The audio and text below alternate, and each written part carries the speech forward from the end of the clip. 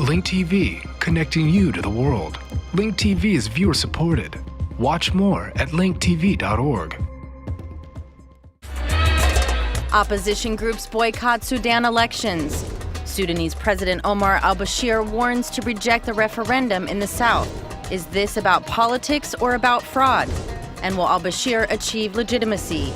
Answers to these questions and more on Link TV's Mosaic Intelligence Report.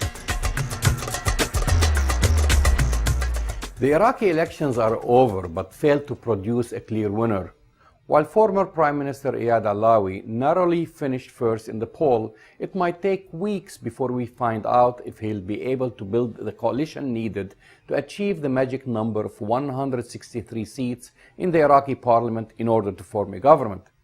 But there is another election soon to take place in Sudan, and let me start by predicting the results.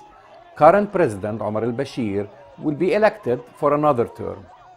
Opposition parties from the south have been calling for a delay of the elections, the first multi-party ones to be held since 1986, and threatening a boycott due to concerns over security and possible rigging. However, al-Bashir, who is running for office again despite being wanted by the International Criminal Court for alleged war crimes in Darfur, has been campaigning all over the country and insisting the elections to be held as scheduled. At a recent rally held at Damazin in the Blue Nile state, al-Bashir lashed out at a coalition of opposition parties who have been calling for a temporary delay of the elections. They say that they want to cancel the elections and hold the referendum. This can't happen. This can't happen. You cannot choose one or the other. If they want to go down this path, we will do the same. If they do not want elections, then we do not want the referendum. Al-Bashir also threatened to kick out election monitors and cancel a referendum on independence for the South should opposition parties boycott April 11th elections. We will not be participating in the presidential elections. The candidate of the ruling party has fixed these elections, and he's a liability for the country and for his party.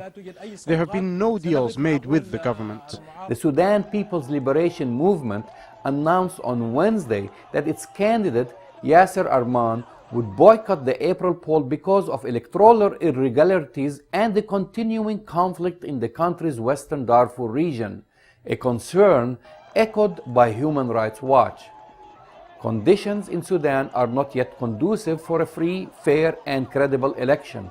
Georgette Gagnon, Human Rights Watch's Africa director, said last week, unless there is a dramatic improvement in the situation, it's unlikely that the Sudanese people will be able to vote freely for leaders of their choice. According to Human Rights Watch, the problems in Darfur and repression of political opponents are major obstacles to a free and fair vote. These are really challenging elections. Very intensive programs for training and civic education are required and are being conducted. Whether they are adequate or not, I cannot say that. In a report released on Tuesday, the Brussels-based International Crisis Group accused the government in Khartoum of using flawed census figures to draft unfair election laws and skew electoral districts in favor of the ruling National Congress Party. Also, the US-based Carter Center, which has been allowed to observe the process, has suggested that Sudan postpone the vote to ensure that it can be probably administered by the National Election Commission. Now, Khalil Ibrahim, the leader of the Justice and Equality Movement, the largest rebel group in Sudan's western Darfur, also joined the call for a delay of the elections. These elections are based mainly on false census, especially in Darfur. Masses of populations will be excluded from the elections. He continued to describe the elections as a theatrical act on the Qatar-based Al Jazeera TV. But al-Bashir remains unfazed. He has been campaigning diligently, appearing in different regions, wearing different costumes. Today, Pre-Trial Chamber 1 of the International Criminal Court issued a warrant of arrest for the arrest of Omar Hassan Ahmad al-Bashir, the President of Sudan, for war crimes and crimes against humanity.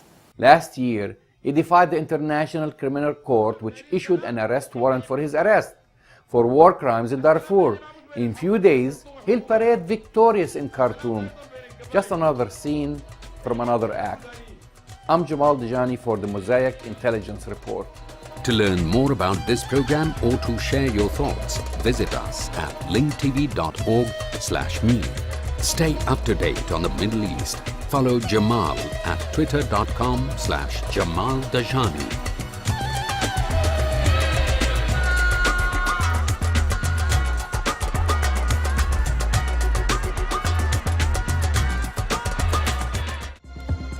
This program is brought to you by Link TV for educational and non-commercial use only.